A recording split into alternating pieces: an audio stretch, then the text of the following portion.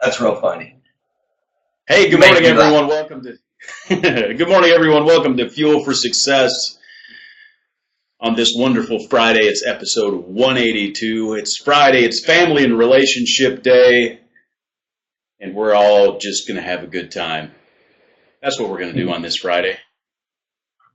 Because we all have relationships one to another, even if we haven't ever met personally and individually. But family and relationships, what an important topic in everybody's life. Unless you're a hermit living on an island, in which case I'd like to know how you got internet.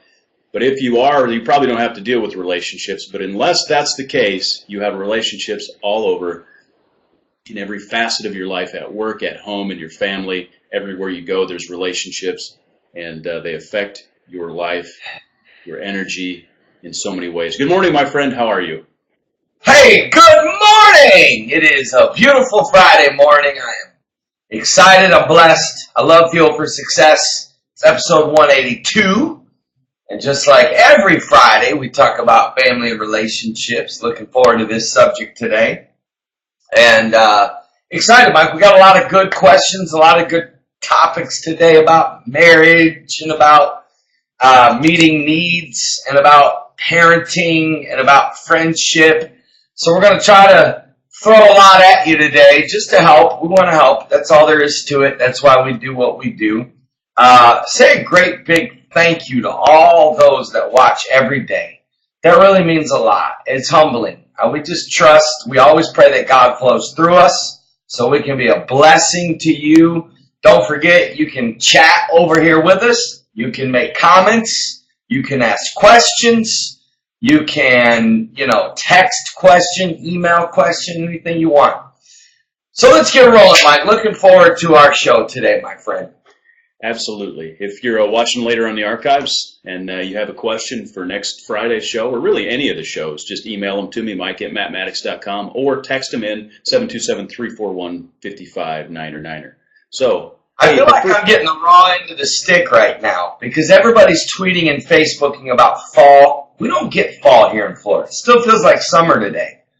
But I guess come like November-ish, January-ish, February-ish, they'll be getting the raw end of the stick. But right now I'm feeling ripped. No leaves turning, no hay rides. I got fall candles, thank God. That's the only thing I get. Turn my air conditioning way down. Put like a fall thing on YouTube on my monitor, and then burn some fall candles. That's the best I can do, and maybe drink some apple cider. I have my window open just a little bit, and it's probably about 60 degrees in my office right now. It's amazing. I love it. Ah, Uh, jealous. But anyways, let's talk. Let's talk, my friend. here. I needed to vent. That's part of healthy relationships is being able to vent.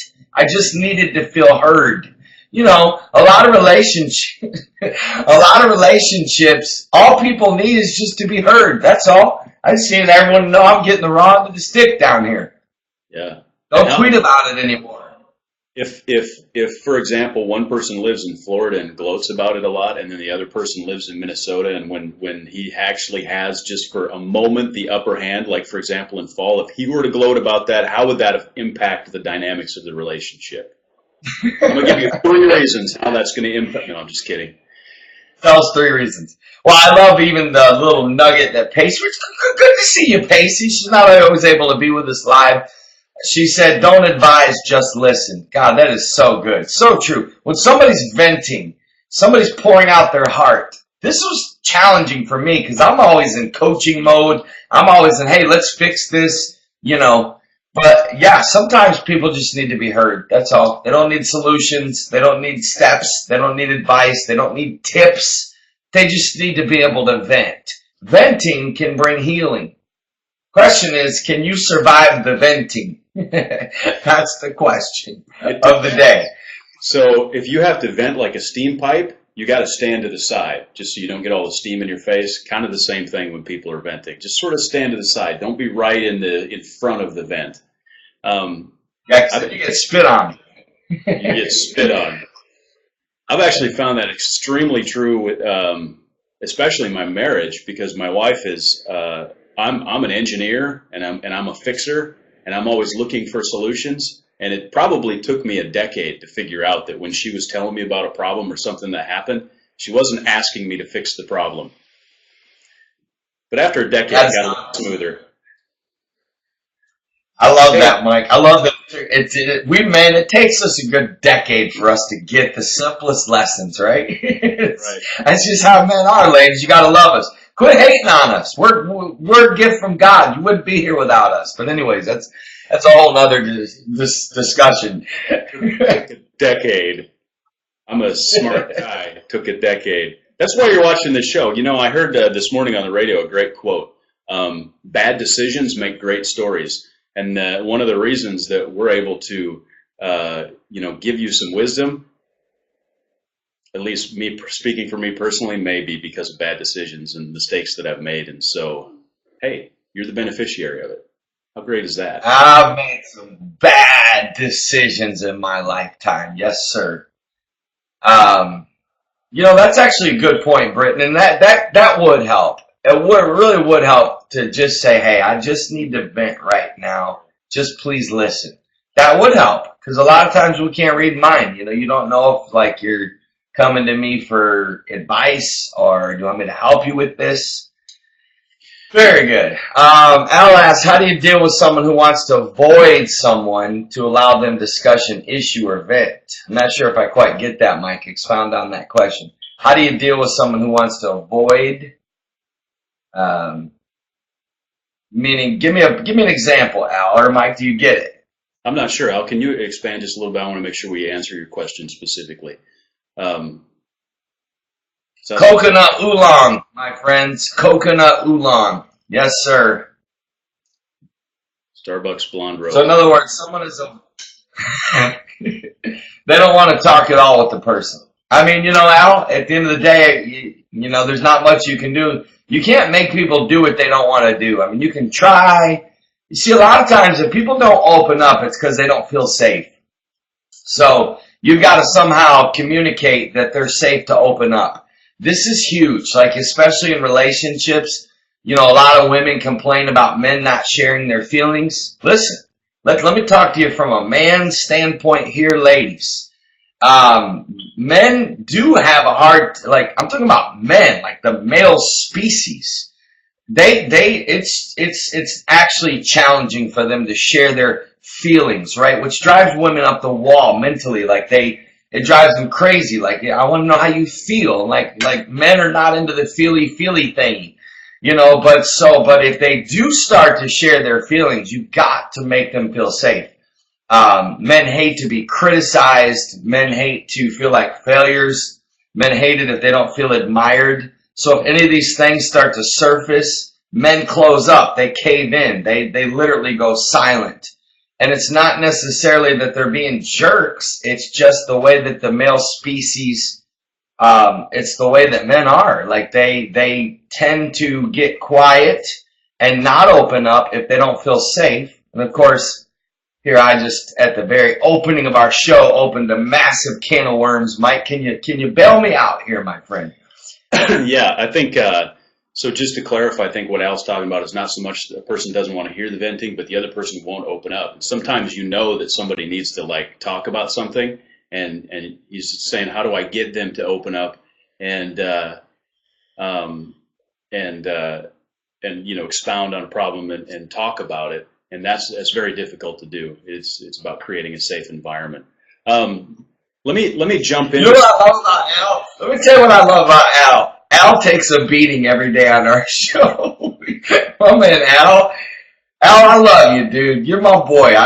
Listen. I appreciate you. That's what I'm talking about. I actually appreciate Al. I appreciate the fact that he comes in here and takes a beating. My man, he asks questions, he gives comments, and sometimes that's a good point, though, Karen. I agree with you. And so, anyways, no, I love that book, Love and Respect, and actually was going to talk a little bit today about his needs and her needs. Mike and I were going to discuss it. Mike and I, can I say this real quick, though, about opening up? Because the real issue, Mike, about people that don't open up, especially if it comes to your children or your spouse, honestly, you have done something to cause that. And that's hard. It's a hard pill for people to swallow, to accept that I actually have done something that has kept my son from opening up to me, or my spouse. So at the end of the day, remember what I've taught you on this show. If people start to share their feelings and you cut them off, or you don't hear them, you don't really listen, and you don't take responsibility for the areas that you've hurt them, if you start to justify, if you start to defend, being defensive, if you are defensive, you are not going to get people to open up to you. Because in order for people to open up, they got to feel safe, and they've got to feel like you care about their heart and you care about their feelings. You know, So if I could say this and segue from what we talked about previously, even like go back to the example of me and my wife, right? If and again, it took me a decade to learn this, but even if she's explaining something to me and she's like, you know, here's the problem, she's venting, right? Even me, not necessarily arguing with her, but trying to justify the situation in a fixing mode, like just I want to help, and so I'm saying, hey, you know, maybe this happened or that happened or whatever. If in that case, she can begin to close up because she feels like I'm not hearing her, and it's not that I'm, you know, I could literally just be in my mind trying to be helpful, trying to fix it. But the best thing to do when someone's venting is literally just say, okay, tell me. And then just say, hey, I understand your feelings, and understand it's about feelings. It's not about fixing. It's not about mechanics. And so, and again, that took me a decade. So there you go. And you get it for free. That's good stuff right there. Britton just rolled out a good quote. Don't ask people to take down their walls. Create a safe environment, and they will take them down on their own accord. It's good, and I believe that. I really do. I really believe there is a reason people do not open up to you. And somehow you've got to make people feel safe. And it's like what I've taught you before. Verbally express. I want to know how you feel, and I want you to know I'm not going to defend myself. I'm not going to justify my actions. I just want to know how I've hurt you. And, you know, you got to really, you know, you might have to encourage them along a little bit. And then, so like, let's say they open up a little bit. If you're smart, you'll take that little bit, you'll thank them for opening up, and then you'll talk about that little bit and ask more questions about that. And you doing that will cause them to open up more. That's good. Hey, let's transition a little bit, because we had a question that we wanted to get to about parenting. And the question is this. So sometimes as a parent, I know personally, sometimes I like a situation will come up, something will happen. You know, like an hour later, I'm sitting there like, man, I really didn't handle that right. I blew it. As a parent, how does a parent handle that when you realize you just took a situation and you blew it? You know, in my opinion, Mike, I believe if you love your children, whether they're teens, kids, or adult children, and you know as a parent that you blow it, it's called the language of an apology. You know, that's, you know, most people don't even know how to say they're sorry, right? Shout out to my Canadian friends.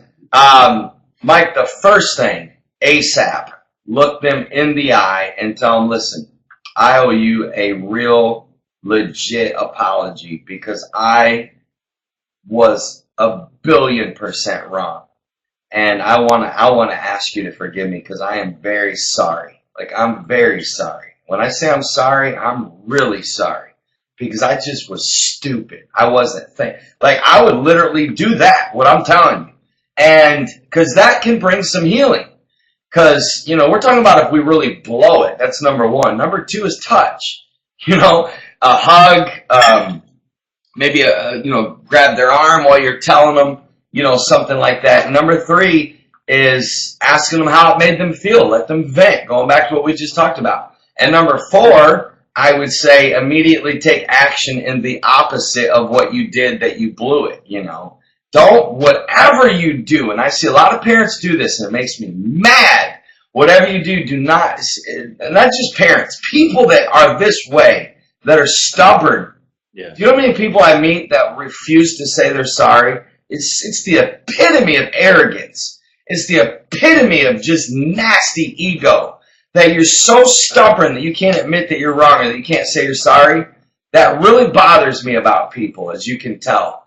It is nasty. So don't be the stubborn parent that even though you know you're wrong, you're not going to apologize. And don't be that kind of spouse either. Be the one that's quick to say you're sorry. You know what I mean? I'm going to tell you what I've learned about people. You would think, okay, if I say I'm sorry, then I'm going to look like a pushover or I'm going to look like a weak parent. Absolutely not. In fact, it's the opposite. They will have such deep respect for you if you own up, say you're sorry, admit it, and then take immediate action in the opposite of what you did to hurt them. You know, they got to see action. Because at the end of the day, a sorry is a word. You know, so at the end of the day, the actions have got to back up the sorry. You know what I mean? So that would be my 2 cents on if you blow it, that's how you should handle it. It depends on what the blowing it is, too. You know. Yeah. And, well, how deep did you blow it? How big did you blow it? You know what I'm saying? That's exactly right. And, you know, one of the things that I've always taught my kids is you can't necessarily predict or control everything that happens in life, but you can definitely control how you react to it. And so I like what Hannah says, you know, you're teaching your kids a lot by showing them. I mean, words are one thing, actions are another. You react to those situations and they you know, listen, apologies are not like an admission of weakness. You're not necessarily showing your kids that you don't have control or authority in their life by apologizing. That doesn't degrade that. And I think as you were talking, I'm thinking about parents who may have like systemic problems, right? Like consistently, like every day they keep blowing it. What's your advice to them? You know what I'm saying? Better come see me. The only answer is to see me. I'm a life coach. I'll straighten your jack up. You hear me? That's the only answer. If you keep blowing it, you need me. That's, you know, so, you know, Mike, here's what's missing in families. What's missing is what we've shared before is asking those 3 questions. What do I need to stop doing? What do I need to start doing? What do I need to keep doing? Yeah. In other words, I ask Caleb all the time, Caleb, tell me 3 things I do that frustrate you. And all the time he says, Dad, nothing. And I'm like, no. I want make yourself come up with something. Like just like gun to your head, you have to do it to stay alive. You've got to come up with something that I do to frustrate you. You know, believe it or not, regularly asking that keeps a safe environment of him being able to express, but it also, I want to learn. I really want to know. I want to know if I hurt. Like you should ask your spouse. Have a list. I want to make a list right now. All the things that I do that hurt you, that leave you feeling unloved, disrespected, frustrate you. Don't defend one of them. Write it down. Start working on it. Same thing as a parent. You know, don't be this person that continues to be like, well, that's just the way I am. How many people do you meet that are like, that's just how I am? Well, if that's how you are, you still need help. Major help. If the thought of someone writing down a list of what you do that bothers them gives you an anxiety attack, you probably need to do it. You probably need to do it, and Mike, you know what? Most people cannot handle. Like they literally can. Like, how many times has a friend or a spouse said, "Hey, I need to talk to you about something. Let's do it tomorrow morning at 9. That's like the most agonizing, here comes the most agonizing next 12 hours of your life, right? You stay awake, you're puking, you're thinking like, what did I do? Well, what's wrong? You know what I'm saying? So don't do that to people, number 1. Number 2, don't think the worst. Or let's say it is the worst. Like in all relationships, you want to know what you're doing to tick people off or hurt people or frustrate people or disappoint people. And you just got to be able to take it without letting it making you feel like this big, massive failure and without feeling like you suck. You know, without making it leaving you feeling like you're a horrible person, you're a horrible dad, you know. Because at the end of the day, Mike, you know, you've got to have the ability to take correction. You've got to have the ability to let people, like, I don't ever want to disappoint Mike, ever. I know I don't, but I'm just saying, no, I'm just kidding. So, like how many times a day, Mike? 3 to 5-ish? So, But no, I don't want to. I don't want to disappoint Caleb. Like, when there has been a few occasions I've asked him, say, Caleb, I want you to tell me what I've done that has hurt you or disappoints you. And there's been times he shared, and it was like just the knife just going like, you know what I mean? You ever you blow it. You blow it in relationships. You blow it in family. You blow it with your parents. You blow it with your friends. You blow up and you didn't mean to. All that stuff happens. We're so human. We fail. Right. But don't be stubborn and don't be, I think you get the point by now, right? Yeah. Ego is one of the things that prevents success in a lot of areas. I was thinking about something as you were mentioning that, and if someone presents something to you that maybe you could do better, instead of taking that too personally. One of the things that I've learned when I've had to go to other people with maybe an issue, because sometimes there's problems in a relationship and you just need to sit down and you need to pull up a chair and have a conversation, right? In friendships and maybe people that I work with or whatever. But one of the things I've learned is that pretty much everybody I know, they're 99%, the relationship is great, everything they do is wonderful, and there's just, the one thing. And it's like, well, don't get wrapped around the axle on the one thing and think, oh my gosh, I'm a terrible person, this one thing I need to work on. Well, no, because you got 99 things popping, you know what I'm saying? And most people are mostly good and mostly successful and there's just maybe a few tweaks. And if you look at it like that and say, maybe if the analogy, if I'm a Major League Baseball pitcher and, I've got a great slider, I've got a great, split finger, I've got a great fastball, and my curve needs a little bit of work, and I go see a coach and, he's like, well, everything's great, you just need this one thing. I say, man, I'm a terrible pitcher because I can't nail that curve. Well, no, I've just got one thing I need to tweak a little bit. There's some sports analogies for you. Right. Now, give me a fiction analogy. You can't even imagine what it does to me when you go in on a sports analogy. I'm sitting here thinking he's going. My man is going in on a sports analogy. I love it, though. Al's ripping us, Mike, ripping us for not sharing our business ideas. And it's, Al, there's too many people that steal our stuff, my friend. And so this is the one situation where we've got to be tight-lipped, because there's a couple of people out there that follow us that would steal it like that because they don't have the goods to come up with it on their own. And yes, I'm calling you guys out. You don't have the goods to do it on your own, so you're always stealing other people's whatever. So, Al, we've got to keep it close right here. We got to keep the cards close till it comes out. But once it comes out, you can't steal it. But even if they could steal it, they couldn't produce it. So maybe we should tell them. Because at the end of the day, they really couldn't produce it. But we're just trying to, there's a lot to it, Al, so there we go. Then he said, then quit teasing. Al, we're building excitement. There's a process here.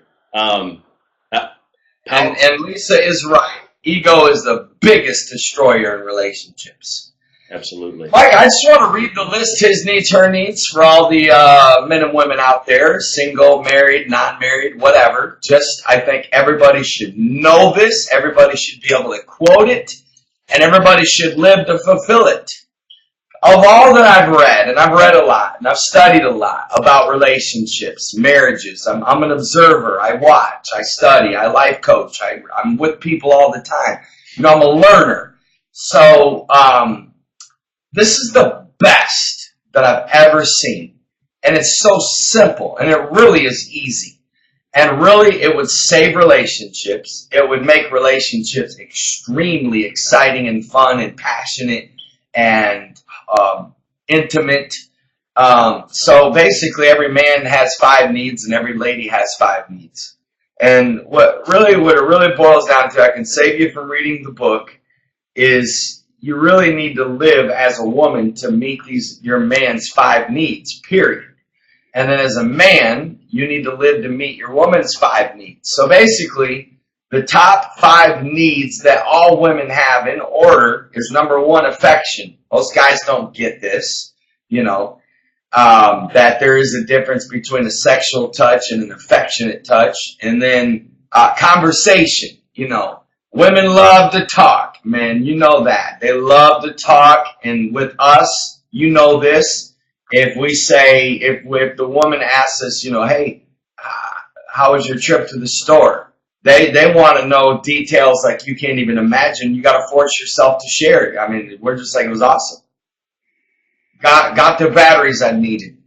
But they don't want to know. They want to know, like, how long did you wait at the stoplight, and how much gas did you have in the car, and did was so and so working today, and how long did you have to wait in the line, and what size battery did you end up getting? What did it cost? I mean, I just want to know details, right? Like, that'll drive a man nuts. But they need it. And how did it make you feel?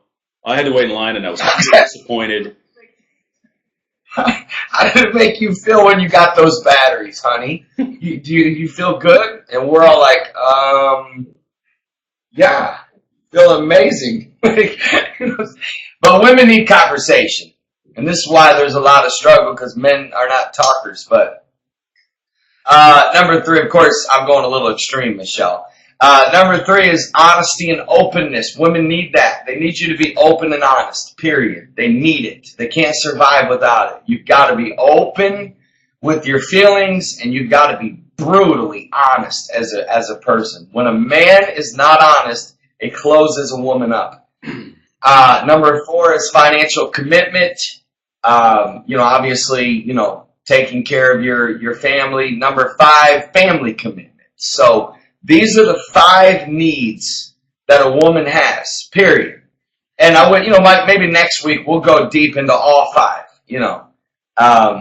What sticks out to you the most, Mike? Of the 5 needs, what was the one you had to work on the most, man? I'm going to call you right out. What was the one that you had to work on the most? Definitely. The sharing the feelings? Definitely number 2, yeah. I'm not a talker at all. It's a... It drives me nuts. No, you're not. And it drives me nuts. I'm telling you as a friend. It drives me nuts. That will be like, hey, what did you think of this? I'm like, it's all right. He's like, I'm glad you're so excited. The car the other day, I missed 25. I was like, Mike, what's wrong with you today, man? You're not showing any emotion. You were like, I'm pumped up. And so it was funny. This is me excited. Yeah, exactly. All right, a man's 5 needs. Number 1, ladies, number 1. Sorry, but it is. It's sexual fulfillment. That's number 1. Number 2 is recreational companionship. A lot of ladies don't get that men like a lady that is active with them, that's interested in their hunting, their baseball, their whatever, their car that they're trying to fix. Like, show interest. And be a playful wife. Men like that. Men don't like the wife that's always like, oh, I don't feel like it. Like, be the type of wife that's that. If your husband loves football, sit down and watch it with him every once in a while. That's that. We'll talk about that next week. Number 3, an attractive spouse. You know how many spouses let themselves go? And this is unfair to your husbands. It's very unfair. You need to take care of yourself. You need to make it a priority to look as amazing as you can. Meaning, you don't need to let yourself go. You need to exercise. You need to look sexy. You need to look beautiful. When your man comes home from work, or when you in the bedroom. I mean, this is real stuff. I mean, a lot of ladies just let themselves go around the house. You don't need to be wearing no grandma pajamas. You know what I'm saying? That's a whole nother discussion right there. Number 4 is domestic support. A man wants to be in a peaceful home. I mean, there's nothing worse than being in a home with a woman that's always nagging or going crazy or loud or whatever. Like, a man wants a peaceful home. It's domestic support. He wants there's something about a female touch. I don't care what anybody says. Men are men, women are women, and thank God for it. But there's something about a female touch that really, it's amazing for a man, And then number 5 is admiration. I mean, men need to feel admired by their lady. You need to make your man feel like he's the greatest man that walks on this earth, because that's what they need. And if ladies would do these 5 things, you would see unbelievable things come out of your man that you never even thought was within him. And vice versa, gentlemen, vice versa. If you would meet those 5 needs in your ladies, I'm telling you right now, you would see things, they would do things for you that would blow your mind.